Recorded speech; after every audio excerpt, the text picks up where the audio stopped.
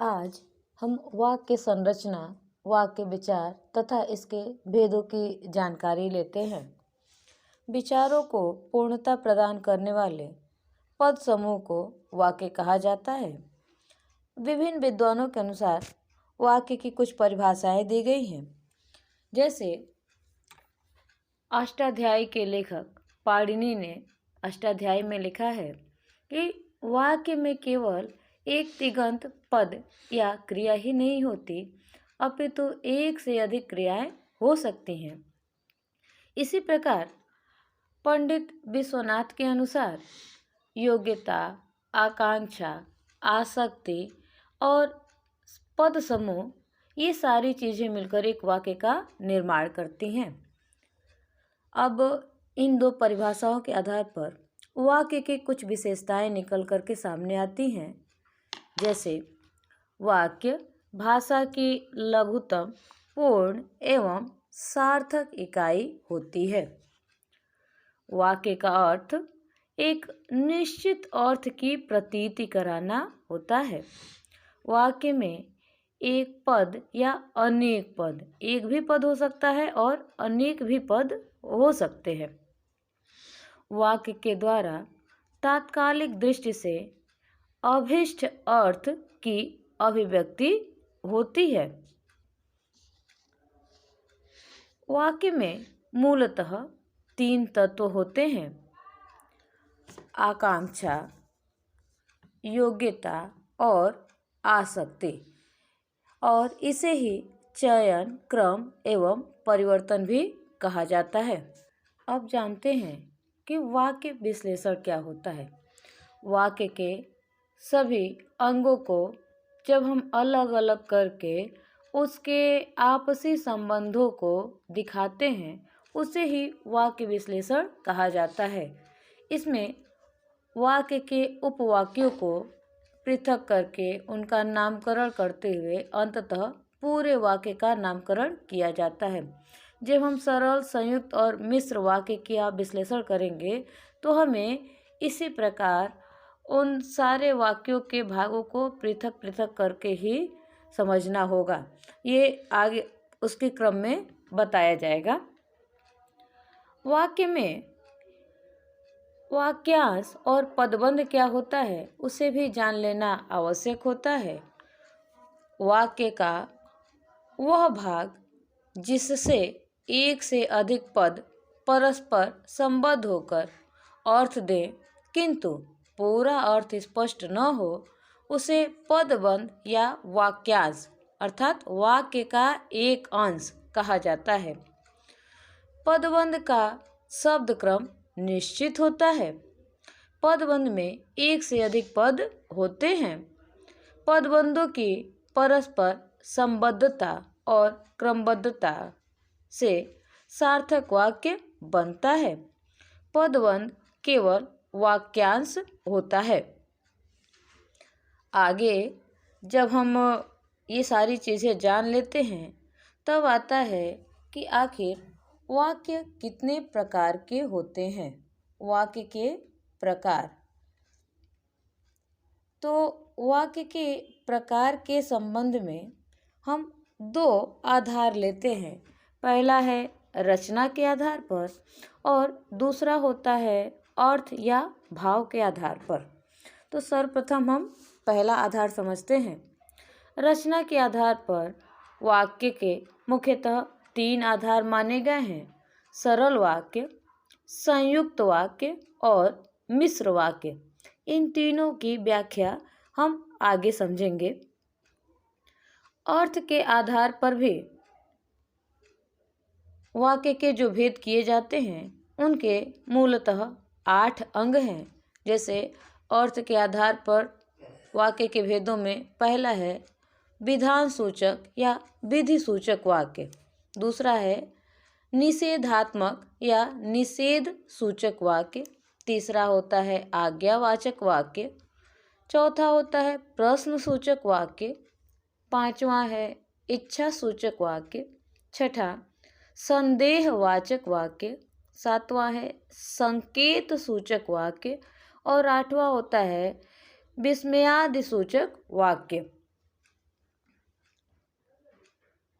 अब आइए सरल, मिश्र और संयुक्त वाक्य को अलग अलग करके आसानी से समझ लेते हैं। सरल वाक्य उस वाक्य को कहते हैं जिसमें एक उद्देश्य और एक विधेय होता है। पहले बताया जा चुका है कि वाक्य के दो भेद होते हैं, दो भाग होते हैं। एक होता है उद्देश्य और दूसरा है विधेय। तो उद्देश्य और विधेय के आधार पर ही सरल वाक्य का भी चयन किया जाता है, संयुक्त और मिश्र वाक्य का भी। तो सरल वाक्य में सिर्फ एक उद्देश्य होता है और एक विधेय होता है। जैसे एक उदाहरण है, मोहन पढ़ता है। मोहन पढ़ता है में हमारा उद्देश्य हो जाएगा मोहन, और उसी प्रकार विधेय होता है पढ़ता है। अब इसी सरल वाक्य के आगे एक दूसरे वाक्य का हम विश्लेषण करते हैं। जैसे भारत के प्रधानमंत्री नरेंद्र मोदी कल विदेश विषयक नीति पर भाषण देंगे। तो अब इसको कैसे हम डिफाइन करेंगे, इसके लिए हम एक छोटा सा चार्ट बनाते हैं और यह निश्चित करते हैं कि उस चार्ट के माध्यम से कहाँ क्या चीज़ें लिखनी है। तो सबसे पहले हमें एक उद्देश्य छांटना होता है, फिर विधेय छांटना होता है। तो उद्देश्य प्रारंभ में होगा, विधेय अंत में, और बीच में जो चीज़ें होती हैं वो होता है उद्देश्य का विस्तार और क्रिया। तो यहाँ उद्देश्य निश्चित तौर पर नरेंद्र मोदी होंगे। उद्देश्य का विस्तार है भारत के प्रधानमंत्री। क्रिया है देंगे, और विधेय होगा विदेश नीति विषयक। विदेश नीति विषयक जिसके विषय में चर्चा की जाती है वो विधेय होता है। तो विदेश नीति विषयक बातें ये विधेय हो जाएंगे। इसमें कहीं कोई और दिक्कत नहीं होती है। आसानी से उद्देश्य और विधेय छांट लिया जाए तो सरल वाक्य बहुत आसानी से समझ में आ जाते हैं। अब आइए आगे देखते हैं मिश्र उपवाक्य। मिश्र उपवाक्य में एक प्रधान सरल उपवाक्य और एक या एक से अधिक आश्रित सरल वाक्य होते हैं। जैसे जब मेरा भाई मोहन घर लौटकर आएगा तब मैं तुरंत उन्हें यह पुस्तक दे दूंगा। अब इसमें देखिए वाक्यों की संख्या एक से अधिक है, क्योंकि यहाँ दो उद्देश्य भी हैं, एक मोहन दूसरा मैं। उद्देश्य का विस्तार है मेरा भाई। इसमें दो क्रिया भी है, जब और तब। एक प्रारंभ में है, एक बीच में है। क्रिया इसमें है आएगा और दे दूंगा। क्रिया का विस्तार है लौटकर और तुरंत। और निश्चित ही पूरक चीज़ आप समझ रहे होंगे, पूरक बात जो है वह घर है, क्योंकि वह घर ही लौटकर आएगा। इसमें कर्म पुस्तक है और उन्हें, तथा कर्म का विस्तार है ये। तो यह परिभाषा भी मिश्र उपवाक्य किसे कहते हैं यह समझ में आ गया होगा। अगला है संयुक्त उपवाक्य।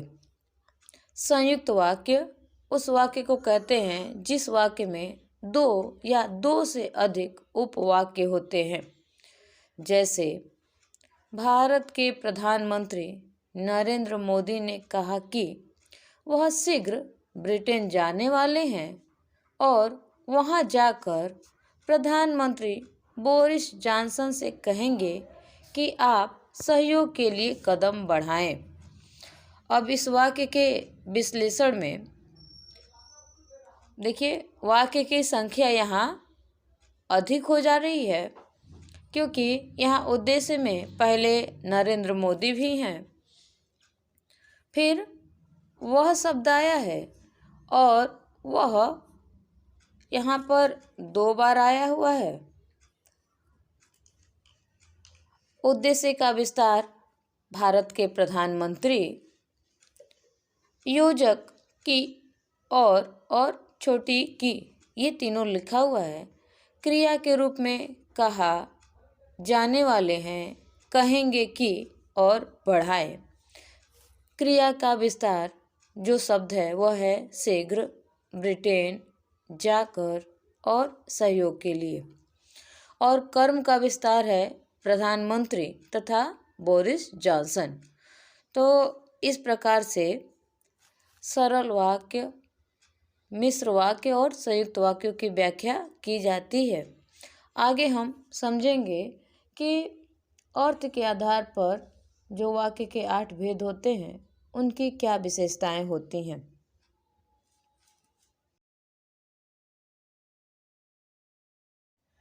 अर्थ के आधार पर वाक्य के सामान्यतः 8 भेद होते हैं।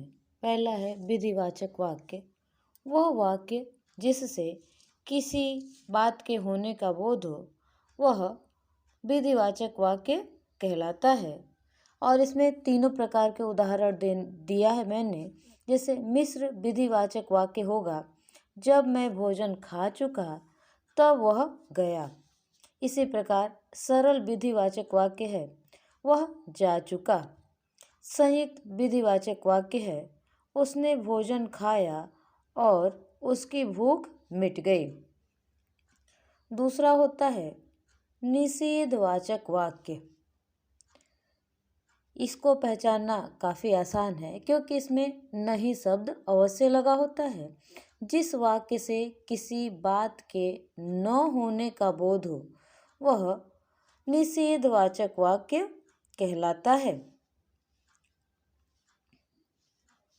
जैसे हमने पानी नहीं पिया, मैंने पानी नहीं पिया इसलिए मैंने भोजन नहीं किया। संयुक्त वाक्य में है, मैंने भोजन नहीं किया और इसलिए मेरी भूख नहीं मिटी। तीसरा है आज्ञावाचक वाक्य। जिस वाक्य से किसी भी प्रकार की आज्ञा का बोध हो वह आज्ञावाचक वाक्य कहलाता है। जैसे तुम जाओ, तुम पढ़ो आदि।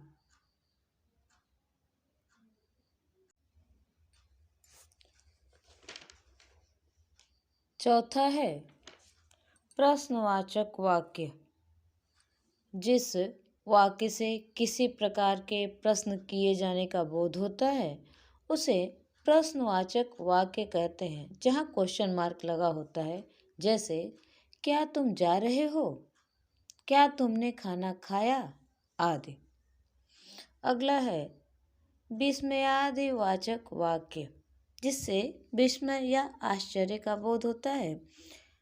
अर्थात जिस वाक्य से आश्चर्य, दुख या सुख का बोध हो उसे विस्मयवाचक वाक्य कहते हैं। जैसे अरे उसकी टांग टूट गई है, वाह ये गजब हो गया आदि।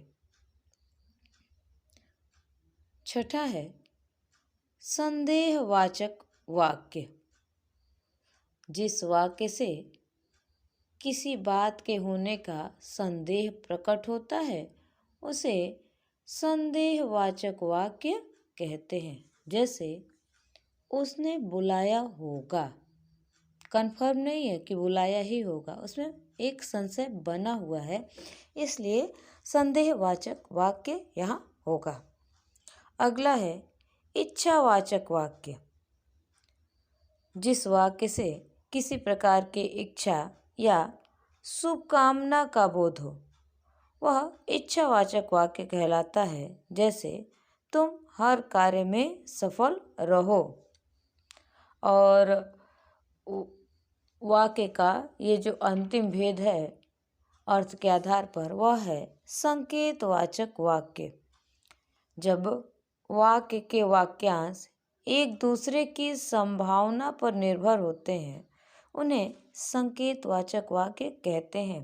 जैसे आंधी न आती तो पेड़ न गिरते। मतलब यह संबंध आंधी का पेड़ से है, अगर आंधी आई है तभी पेड़ गिरा है। यदि तुम आओ तो मैं भी जाऊं। ठीक, तो यहाँ यह भी संबंध ऐसे ही जुड़ा हुआ है, एक दूसरे को संकेत करके कि यदि और तो जब ऐसे संबंध जुड़ते हैं उन्हें संकेतवाचक वाक्य कहे जाते हैं। उम्मीद है यह वीडियो आपको पसंद आएगा, आपके लिए लाभकारी होगा। यदि वीडियो पसंद आए तो इसे लाइक करिए, चैनल को सब्सक्राइब करिए और बेल आइकन दबाना न भूलिए। धन्यवाद।